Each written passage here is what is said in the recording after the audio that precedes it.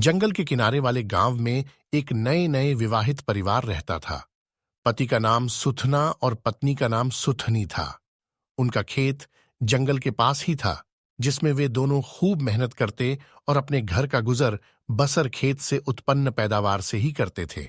सुथना रोज सुबह नीम की दातून, बैलों को और लोटे में पानी लेकर खेत को निकल जाता। उसकी पत्नी सुथनी जायकेदार नाश्ता तैयार करती और बड़े ही प्रेम से सुथना के लिए ले जाती थी। आज भी सुथना दिन निकलने से पहले ही खेत पर चला गया। सुथनी बड़े ही मन से खिचड़ी बनाई और सुथना के लिए ले जाने लगी। गांव पार करके वह झुरमुटों झाड़ियों से होती हुई खेत की तरफ तेजी से चली जा रही थी। तभी झाड़ियों के बीच से एक खूंखार सियार उसके रास्ते में आ धमका और गुर्राते हुए बोला, सुथनी धर खिचड़ी और सहला मेरी पुछड़ी। खूंखार सियार का इस तरह से गुर्राना सुनकर सुथनी के होश उड़ गए। उसे कुछ नहीं सूझा। खिचड़ी को सियार के आगे रखकर उसकी पूंछ सहलाने लगी। सियार के तो दोहरे मजे थे। एक तरफ जायकेदार खिचड़ी के मजे ले रहा था और दूसरी तरफ सुथनी के मुलायम हाथों से मालिश का। कुछ ही देर में उसने सारी खिचड़ी छट कर दी। डकारते हुए बोला, वाह सुथनी, मजा आ गया, और दुम हिलाते हुए सीना तानकर मतवाली चाल से विजेता की तरह चलता हुआ आगे चला गया। सुथनी घबराई हुई झटपट भागते हुए खेतों पर पहुंची और सारा हाल सुथना से कह डाला। सुथना ने हंसते हुए सुथनी से कहा, चलो, खाना तुमने नहीं बनाया तो कोई बात नहीं, लेकिन कहानी तो मत बनाओ। सुथनी अंदर से जल भुन गई और झल्लाते हुए बोली, कहानी सुना रही हूं? अरे मैं कहाँ माथा मार रही हूं। इस आदमी को कुछ समझ ही नहीं आ रहा है कि किस विपदा से निकल कर आ रही हूं। सुथनी ने सुथना को यकीन दिलाने की बहुत कोशिश की, पर सुथना ने उसकी एक न सुनी और अपने काम पर लग गया। दिन बीता, रात बीती, सुबह हुई। सुथना खेतों पर काम करने के लिए चला गया।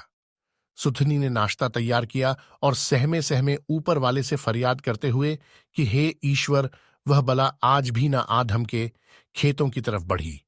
पर जैसे ही गांव पार करके झुरमुटों से होकर झाड़ियों के बीच पहुंची, वहीं सियार बिन बुलाए मेहमान की तरह आ धमका और गुर्राते हुए बोला, सुथनी धर खिचड़ी और सहला मेरी पुछड़ी।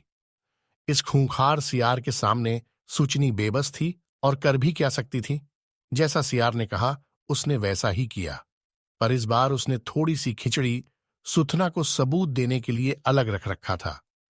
खेत पहुंचकर उसने सारा हाल कह सुनाया और सबूत के तौर पर खिचड़ी दिखाई तो सुथना सोच में पड़ गया कि कौन सा वह सियार है जिसकी इतनी हिम्मत कि सुथनी का खाना छट कर जा रहा है। कुछ देर विचार करने के बाद सियार को सबक सिखाने के लिए उसे एक तरकीब सूझी। उसने सुथनी से कहा, कल सुबह तुम खेत पर काम करने के लिए आना और नाश्ता मैं तैयार करके लाऊंगा। सुथनी को सुथना के खुराफाती दिमाग के बारे में पता था।